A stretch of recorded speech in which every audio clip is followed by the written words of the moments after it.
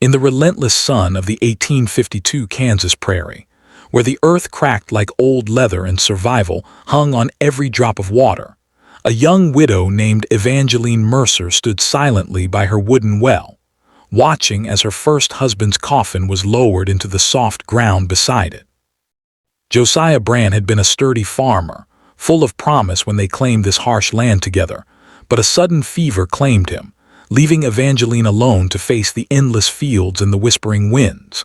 The townsfolk gathered that day, heads bowed under the pastor's prayers, but no one questioned why the grave was dug so close to the well, the only source of life for miles around.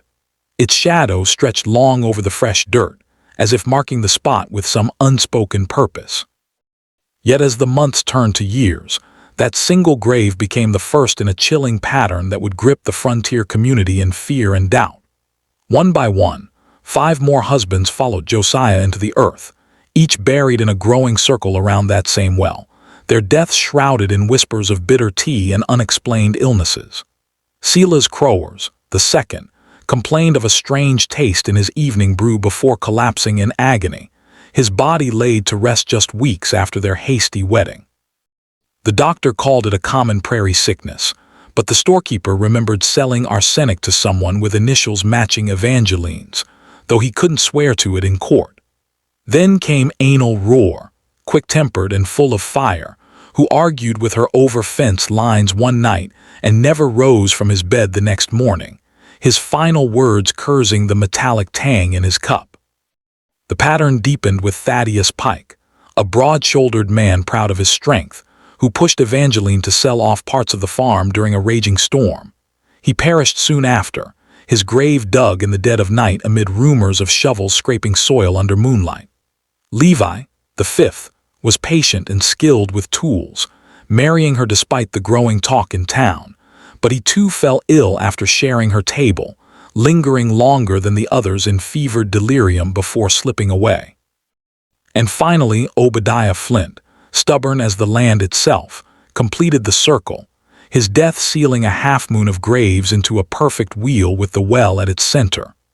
Through it all, Evangeline never shed a tear, her face as unreadable as the flat horizon, standing resolute at each burial while the reverend's voice trembled with unspoken accusations. Was this a string of tragic misfortunes on a merciless frontier, where disease struck without mercy and women like Evangeline sacrificed everything just to hold onto their claims? Or had betrayal woven itself into every union, with each husband unknowingly stepping into a trap laid by the very hand that promised partnership? The town divided, some seeing a desperate survivor fighting against a world that offered no quarter to a woman alone, others hearing echoes of poison in every groan and grave. Whispers turned to open debates in the general store and churchyard, the pastor doubting coincidence with 6 men gone in 2 years, the doctor insisting on natural causes from tainted water or bad air, and neighbors like Miriam Ketcher swearing they heard digging before deaths were even announced. A wedding ring glinted at the bottom of the well one day, pulled up in a bucket by a curious child, sparking questions about what else might lie hidden in those depths. The water itself tasted off, bitter and sharp, as if the earth below held secrets too heavy to swallow. Evangeline's bold stand against the accusations came not in words, but in her unwavering presence, challenging the community to prove malice where grief might simply run silent and deep. In the end, no trial brought formal justice, no confession broke the prairie quiet. The graves remained, a silent testament to lives cut short and a woman's unyielding resolve. What drove her to that circle of earth? Necessity born of betrayal by fate itself, or a calculated path to secure her land through ultimate sacrifice? The frontier offered no easy answers, only the creak of the well's pulley and the weight of unspoken truths. Before we dive deeper, let us know in the comments where you're watching from. We'd love to hear from you. And don't forget to hit that subscribe button so you never miss any of our upcoming videos. He thought she was vulnerable, but in that vast emptiness, she proved unbreakable, leaving us to wonder if justice was served by the land's own harsh hand, or if the real story still lingers buried beneath the surface. Meet Clara Hayes, a resilient 54-year-old widow who had spent the last 8 years clawing her way through the relentless challenges of her isolated Kansas farm, where every sunrise brought another battle against the parched soil, an encroaching wilderness that threatened to swallow her homestead whole. She was no stranger to hardship, having buried her beloved husband Elijah in a simple grave under the wide open sky, his life cut short by a betrayal that still echoed through her quiet days like a distant thunder. Elijah had been a steadfast man, building their life from nothing on the frontier, sharing dreams of prosperity amid the golden wheat fields and endless horizons that defined the American West in those turbulent 1880s, a time when law often bent to the will of the ruthless and opportunity-lured men of all stripes to test their fortunes. But Harlan Voss, the scarred outlaw who had once ridden alongside Elijah as a trusted companion through cattle drives and frontier skirmishes, shattered that bond with a greed that knew no limits, turning from ally to adversary in a single, fateful act that left Clara alone to face the world with nothing but her wits and unyielding determination. Now, after all these years of silence and solitude, why had Harlan chosen this moment to return, his shadow falling once more across her fence line like an omen of unfinished business? Was his motive rooted in the old grudge over disputed land claims that had simmered since Elijah's death? Or did it stem from a deeper thirst for revenge against the woman who had refused to break under the weight of her loss? Perhaps it was the whispers of hidden riches beneath her soil that drew him back, tales of untapped veins of oil or forgotten gold that had circulated in saloons from Topeka to the border towns, tempting outlaws like Harlan to reclaim what they believed was theirs through force and deception. And in the face of such peril, with Harlan leading a gang of hardened killers hardened by years of raids and narrow escapes from posses, could one solitary woman, armed only with her rifle and the lessons of survival etched into her soul, truly outsmart them all and turn the tide in a confrontation that promised to redefine the boundaries of courage on the prairie? These questions hung heavy in the air of that dusty Kansas landscape, where alliances forged in the heat of shared struggles could fracture without warning, leaving behind a trail of broken promises and lingering vendettas that demanded resolution.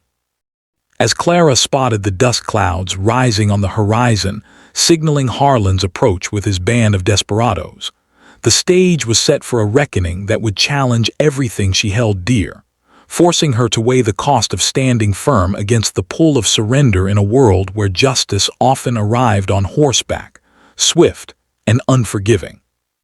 The answers to these riddles, woven into the fabric of her bold defiance, would reveal not just the fate of one widow's farm, but the enduring spirit of those who refused to yield to treachery, no matter the odds stacked against them in the vast, unforgiving expanse of the American frontier. Before we dive deeper, let us know in the comments where you're watching from. We'd love to hear from you. And don't forget to hit that subscribe button so you never miss any of our upcoming videos.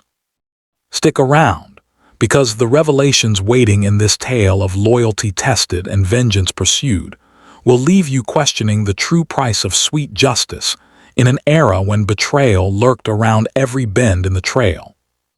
Clara Hayes wasn't always the solitary figure standing guard over her weathered homestead, rifle in hand, eyes fixed on the approaching dust. Back in 1875, this stretch of Kansas prairie held promise for her and Elijah, a hardworking farmer whose calloused hands turned stubborn soil into something close to abundance year after year.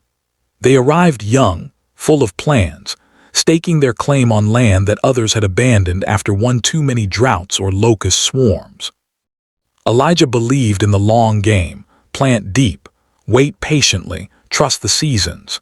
And Clara matched him step for step, cooking over an open fire, mending fences and dreaming aloud about the children they hoped would one day run through those fields. Their evenings were simple but rich, shared suppers of cornbread and beans, laughter over small victories like a healthy calf or a good rain, and quiet talks about building something lasting, a legacy carved out of the vast emptiness that surrounded them. Elijah carried himself with quiet honor, the kind that earned respect in a place where a man's word was often the only contract that mattered. He treated every neighbor fairly, shared tools when asked, and never turned away a traveler in need. That decency drew people to him, including Harlan Voss, a lean, war-scarred ranch hand who rode in one spring looking for steady work. Harlan had fought through the worst of the Civil War, carrying the marks on his face and the weight in his voice that spoke of battles most men preferred to forget. At first he seemed grateful, strong back, quick with a rope, willing to put in long hours for modest pay. Elijah welcomed him like a brother, inviting him to the table, teaching him the rhythms of the land, even discussing the possibility of a partnership if the cattle business kept growing. Clara watched it all with cautious warmth. She appreciated the extra help that let Elijah rest his shoulders some nights, but she noticed the way Harlan's gaze lingered on the horizon, as if measuring how much more the place could yield. Over time, those glances sharpened. Gold rumors began drifting across the territory, whispers of veins running beneath certain claims, old Spanish caches buried decades earlier, or even rumors of oil that could turn a modest farm into sudden wealth. Saloons in nearby towns buzzed with the talk, and men like Harlan listened hardest. Elijah dismissed most of it as saloon stories, but Harlan pressed, asking pointed questions about surveys, old maps, boundary lines. Clara caught the shift first.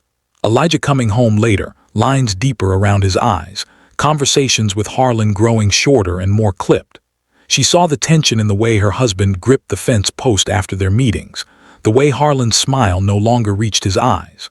Love can blind even the sharpest observer, and Clara loved Elijah fiercely enough to hope the strain was temporary, that the land itself would settle their differences the way it settled everything else, with time and endurance.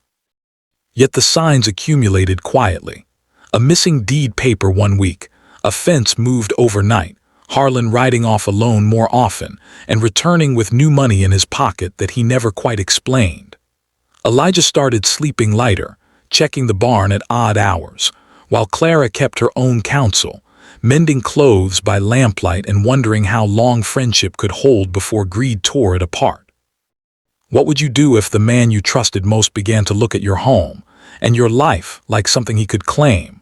Would you confront him outright, risking the fragile peace you had built, or would you wait, watching, gathering proof in silence the way Clara did?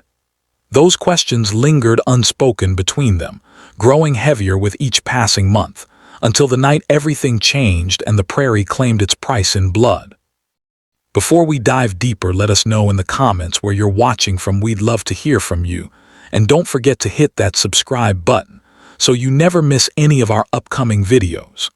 The storm that had been gathering for so long was about to break, and Clara Hayes would soon learn exactly how far a betrayed heart could carry a woman when the only law left was her own resolve.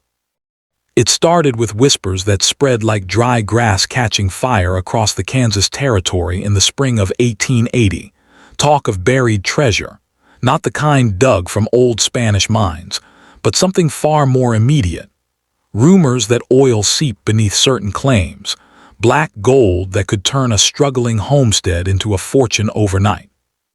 Elijah Hayes had heard the stories in town, dismissed most of them as wishful thinking from men too lazy to work the land properly. Yet he began studying old survey maps late into the night by lantern light, tracing lines that might prove the whispers true. Harlan Voss listened harder than anyone. He had stayed on longer than a hired hand should, lingering after the cattle season ended, always finding reasons to ride the boundaries with Elijah, always asking about the deepest wells, the rock formations, the places where the earth felt different underfoot. Elijah trusted him still, the way a man trusts the partner who has shared campfires and hard winters, never suspecting how deeply ambition had taken root in his old friend. One moonless night that summer, the tension finally broke inside the barn where they kept the tools and the last of the winter feed. Voices carried on the still air, Elijah's steady tone turning sharp, Harlan's low drawl growing heated, arguments over a single yellowed map spread across a workbench, a map Elijah had guarded carefully, one that marked potential drill sites he had kept secret even from Clara. What began as words escalated quickly. A shove, a raised fist, the scrape of boots on packed dirt. Harlan reached first for the knife he always wore at his belt, claiming later it was only to defend himself when Elijah lunged, but the blade found its mark in a single, brutal motion that ended the struggle before it could truly begin. Elijah fell against a stack of hay bales, blood spreading dark across his shirt, his last breath a ragged gasp that carried no final words, only the shock of betrayal from the man he had called friend. Harlan stood over him for a long moment, breathing hard, then gathered the map, the deed papers tucked inside Elijah's coat, and slipped out into the night, leaving the barn door swinging wide. Clara found the body at first light the next morning. She had risen before dawn as always to start the fire and check on the chickens, but the silence from the barn drew her there instead. The sight stopped her cold. Elijah slumped where he had fallen, eyes open to the rafters, the knife still clutched in Harlan's abandoned haste. Her scream broke the prairie quiet, raw and echoing across the empty fields until it faded into the wind. She knelt beside him, hands pressing uselessly against the wound, then rose slowly, face set in a mask that hid the storm inside. No posse formed that day.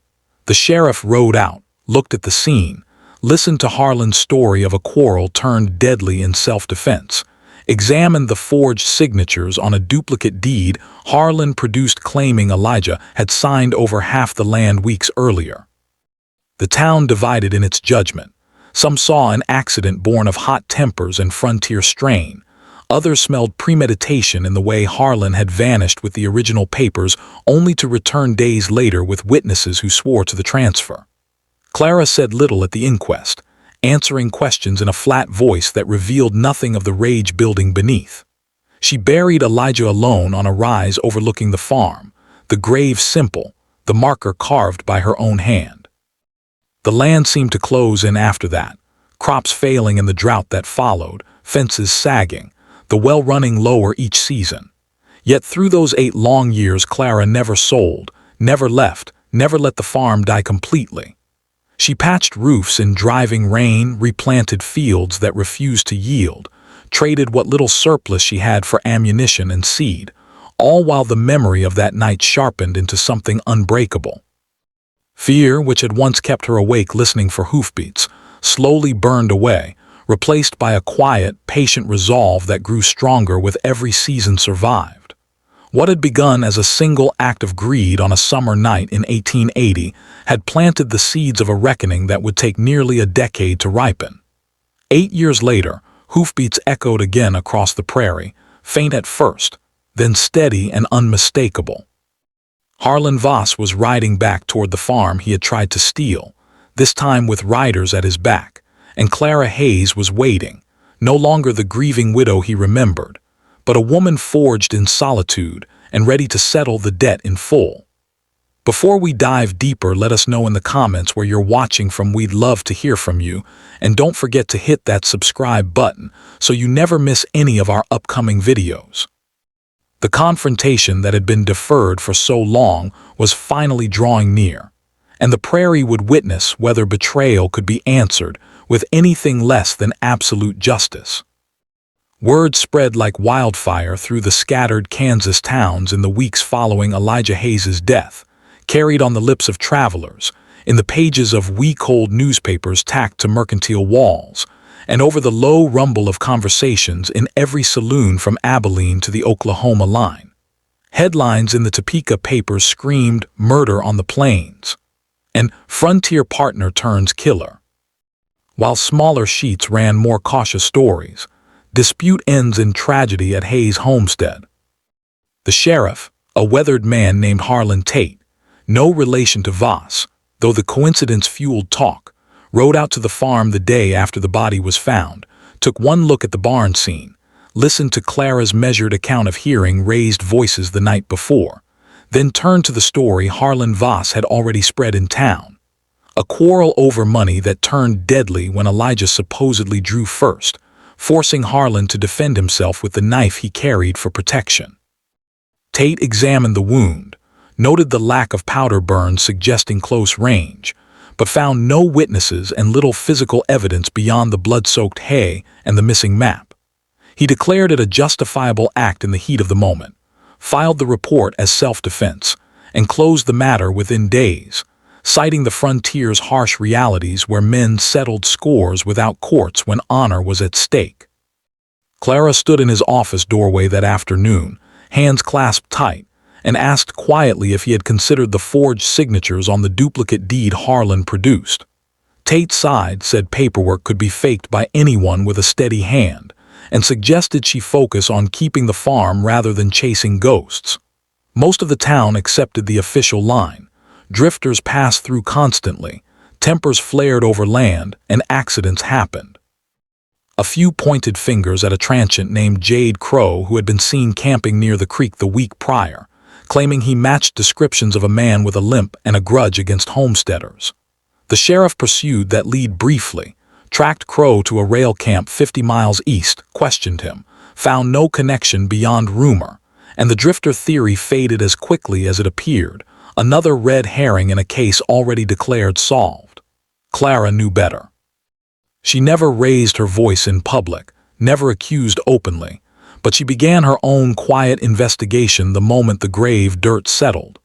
She kept the barn untouched for weeks, sifting through the hay for anything Harlan might have dropped in his haste. A torn scrap of paper with his handwriting, a spent matchstick from a brand he favored, fragments that built a picture piece by piece.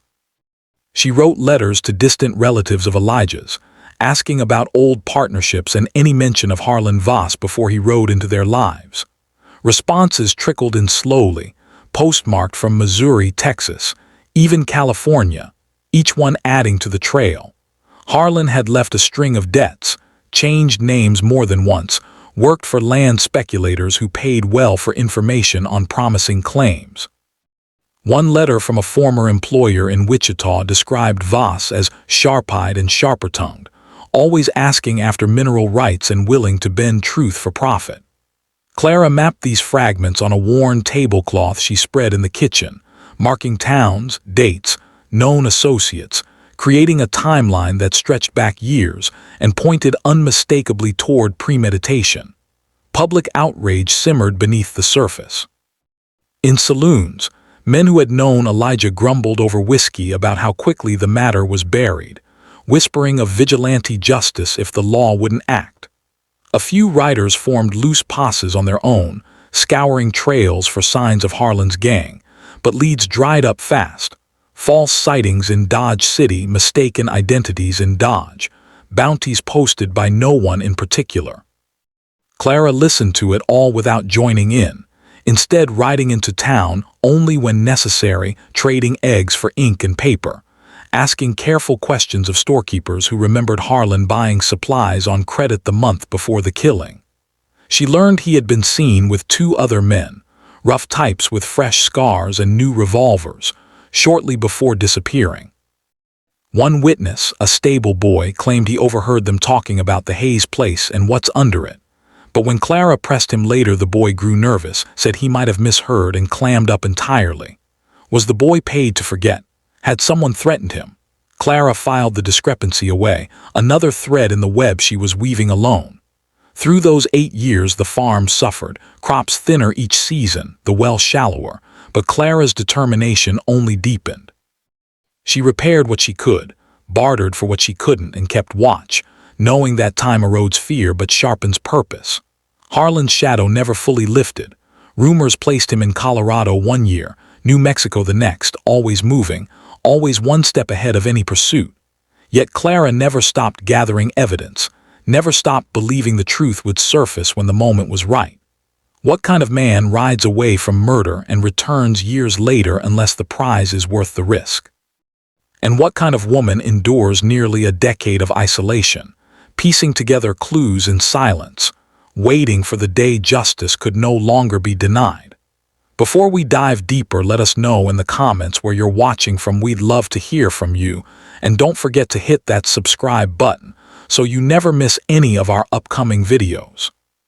The pieces were falling into place, slow and deliberate, and the prairie was about to see whether a single widow's patient hunt could finally corner the man who had taken everything from her.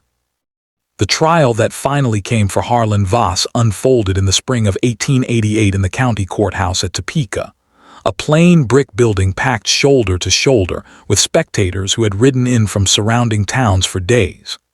The room smelled of fresh varnish and old tobacco, every bench filled with farmers in worn Sunday clothes, women holding handkerchiefs, and a scattering of reporters scribbling furiously. Clara Hayes took the stand on the third morning, dressed in the same patched gray dress she had worn for 8 years, her voice steady as she recounted the night she found Elijah in the barn, the forged deed Harlan had produced, the trail of letters and witness accounts she had collected in silence. She spoke without flourish, laying out facts the way a surveyor marks lines on a map, precise, unhurried, irrefutable. Harlan sat at the defense table, leaner now, his scarred face half shadowed by the high windows, sneering faintly whenever her gaze met his, as though he still believed the law could be bent the way he had bent truth for so long. The prosecutor, a young attorney named Whitaker who had taken the case after Clara's persistent letters, presented the accumulated evidence piece by piece. The torn scrap from the barn floor bearing Harlan's distinctive scrawl, bank drafts showing payments from a land baron in Wichita tied to oil speculation, affidavits from 3 men who admitted Harlan had hired them to watch the Hayes place in the months before the murder. The courtroom grew quieter with each disclosure, the air thickening until a single cough sounded loud. Then came the moment that shifted everything. Clara reached into the small carpet bag she had carried to the stand and produced a thin, leather-bound journal, Elijah's private record, hidden for years in a hollowed-out post beneath the barn floorboards where only she knew to look. She had found it the week after the killing, pages brittle, ink faded but legible, entries written in the weeks leading up to that fatal night. The final entry, dated 2 days before his death, described Harlan's growing insistence on drilling test holes, his veiled threats when Elijah refused, and a single line that read, "If he won't see reason, the land will speak for itself. I've left Clara the key." Folded inside the back cover was the coded map, simple at first glance, lines and symbols that matched survey notations, but overlaid with Elijah's private marks. Crosses at potential oil seeps, arrows pointing to weak points in the claim boundaries, and a small circled well on the property with the words "safeguard" written beside it. Clara explained, voice low but clear, how she had spent years decoding the symbols against old territorial charts, cross-referencing with every letter and rumor she had gathered.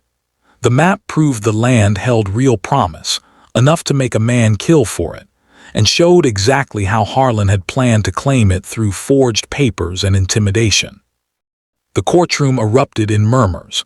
Townsfolk who had dismissed her as a grieving widow now stared with new respect, some nodding slowly as the truth settled over them like dust after a long ride.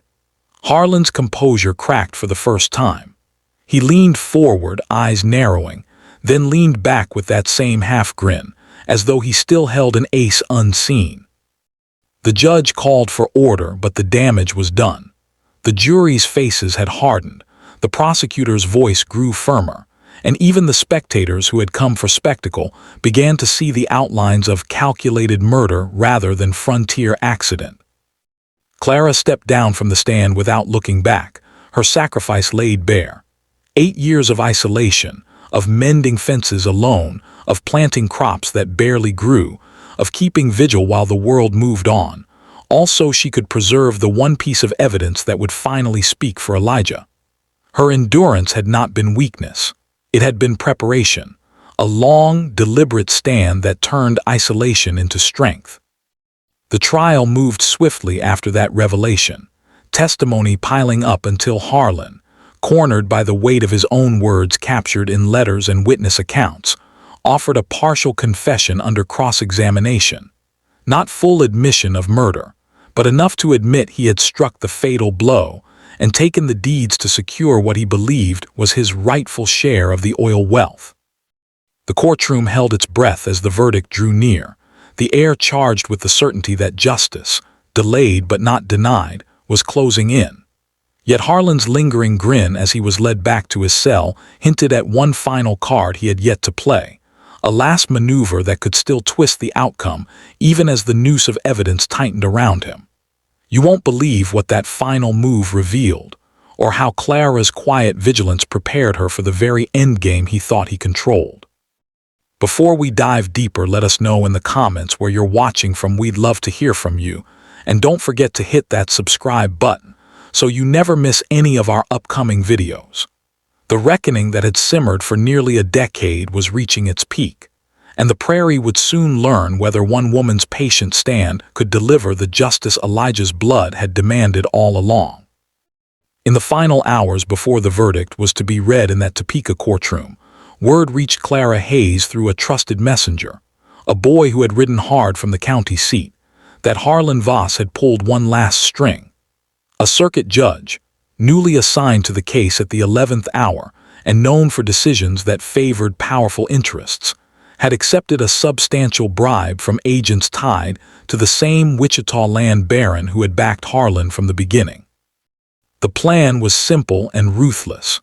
Declare a mistrial on procedural grounds, release Harlan on bond pending a new hearing, and give him time to disappear once more with fresh papers that would transfer the Hayes claim outright. Clara listened to the boy's breathless account on her porch at dusk, the prairie wind carrying the scent of coming rain, and felt no surprise, only the cold certainty that the system she had trusted to deliver justice could still be bought when the stakes involved black gold beneath the soil. She thanked the boy, sent him home with a coin and a warning to speak to no one else, then walked to the barn alone. There, in the same shadowed space where Elijah had fallen 8 years earlier, she finished preparations she had begun months before, when the first rumors of Harlan's return reached her ears. She had not waited passively. She had studied the land the way Elijah once studied his maps, learning every dip and rise, every weak spot in the fence line, every place where the earth could be made to give way under weight. Hidden pits lined with sharpened stakes from old fence posts, gates rigged with tripwires connected to stacked hay bales that would collapse like a wall, shallow trenches concealed under loose dirt to slow horses. These were not the work of desperation, but of deliberate strategy, born from years of watching how the land itself could be turned into an ally.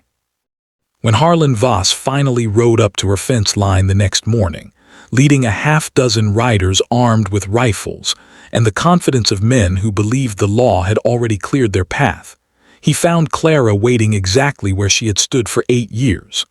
On the rise above her well, shotgun across her arm, face calm as the sky before a storm. He called out to her across the distance, voice carrying the same mocking edge he had worn in the courtroom, offering her one last chance to sign over the deed and walk away with her life. Clara answered with silence at first, then raised her voice just enough to carry. The land was hers, Elijah's blood marked it, and no bribe or forged paper would change that truth. Harlan laughed, signaled his men to advance, and the first shots cracked across the open ground. What followed was no chaotic gunfight, but a calculated stand. Riders spurred forward only to find their horses stumbling into the concealed pits, men thrown and pinned as the rigged gates swung shut behind them, hay bales tumbling to block retreat. Clara moved with the precision of someone who had rehearsed every step in her mind for years, firing measured shots to wound rather than kill where she could, forcing the gang to scatter and expose themselves. Harlan himself broke through the line, revolver raised, aiming straight at her, but the ground beneath his horse gave way at the final moment, a hidden trench swallowing the animal's legs and sending him sprawling. Clara stepped forward then, shotgun leveled, and for the first time since that night in the barn, Harlan Voss looked up into the face of the woman he had underestimated. He tried one last plea, claiming the judge's order would free him by sundown, but Clara simply reached into her pocket and produced the telegram the boy had delivered, proof of the bribe, intercepted by a sympathetic clerk who remembered Elijah's honesty. She read the words aloud, voice carrying over the groans of the wounded men, then dropped the paper into the dust. Harlan's grin faded entirely as posses from nearby towns, alerted by Clara's quiet warnings weeks earlier, rode in from the east and west, cutting off escape. The gang was taken into custody that afternoon, Harlan in irons, his final betrayal exposed not by courtroom argument but by the very cunning he had always prided himself on possessing. The trial resumed the following week with new evidence, the bribed judge removed, and the verdict swift: guilty of murder in the first degree, sentenced to hang. Harlan Voss met the Noose in the county yard under a gray sky, no crowd cheering, only the quiet satisfaction of those who had waited years for the scales to balance. Yet the real twist came months later, when surveyors Clara had quietly hired confirmed what Elijah's coded map had hinted at all along. Modest but reliable oil seeps beneath the land, enough to bring steady income without the frenzy of a boom.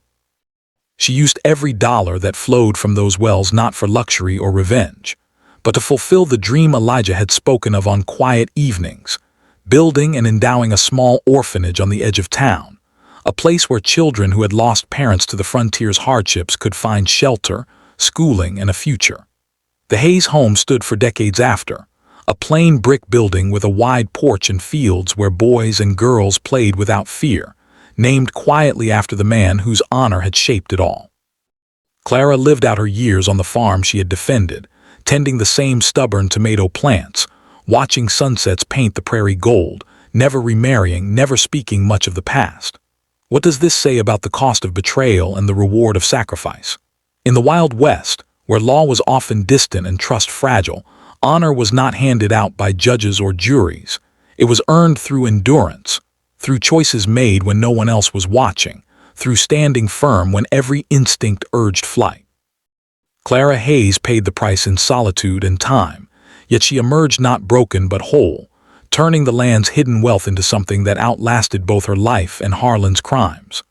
Was justice truly served by the rope in the courtroom, or did the sweeter path lie in the quiet legacy she built from the ashes of loss? Would you have risked it all like Clara?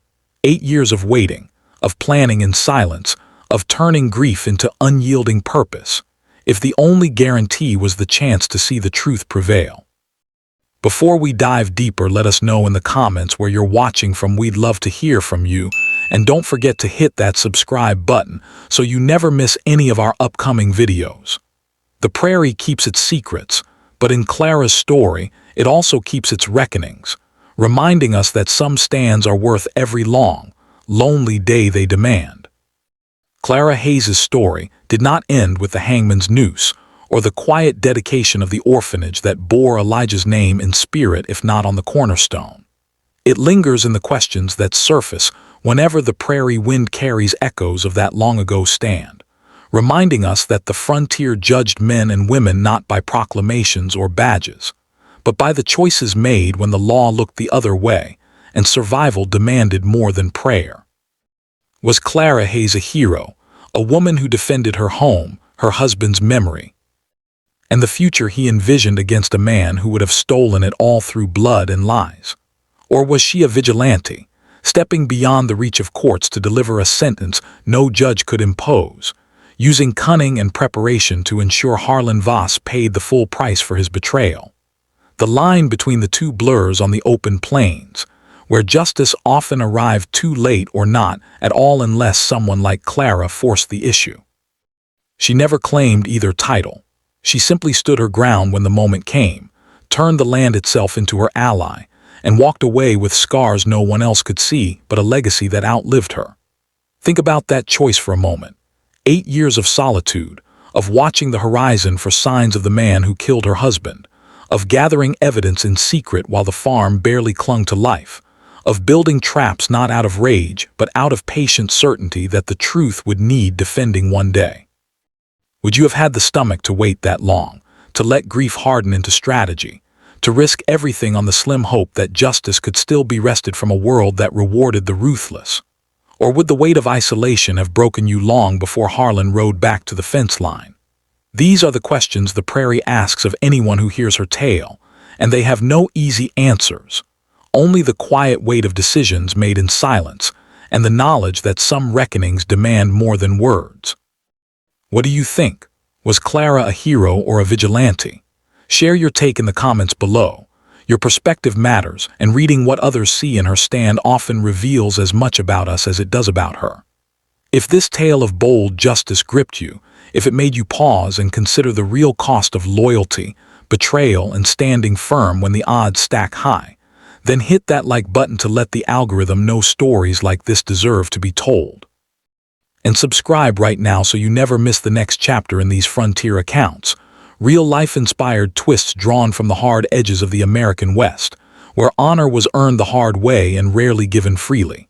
Next up, The Miner's Deadly Secret, a story of hidden claims, whispered promises, and a betrayal that unfolded deep underground, with consequences that echoed far beyond the shaft.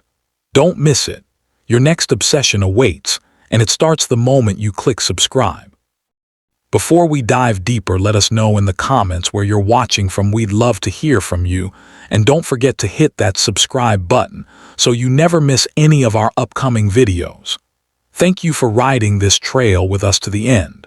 The prairie still holds plenty of secrets, and we'll uncover the next one together soon.